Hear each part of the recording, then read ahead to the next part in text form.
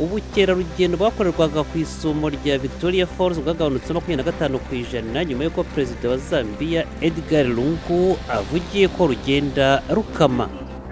Umuvugizi wa komisiyo y'uburenganzira bwa muntu ya ONU muri Sudani y'Epfo yavuze ko imitwe y'abantu bitwaje intwaro yatumye inkunga yarigenewe abantu bashonje itabageraho.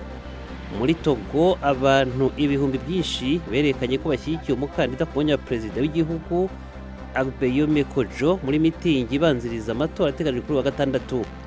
Igihugu cya Misiri kigiye kubaka urukuta rwa sima ruyihuza na Gaza mu rwego rwo guca ubucuruzi bukorerwa ku mupaka. Umutwe wa Hamas usanga impamvu yo guhagarika ubwo bucuruzi ari ukugira ngo urukuta rwubakwe vuba na bwangu. Kubera ubwiyongere bw'ubucuruzi bw'ibiyobyabwenge binyuzwa mu karere ka Afurika y'Uburasirazuba, abaturage hafi 10% bo mu birwa bya Seychelles bimaze kubajegeza.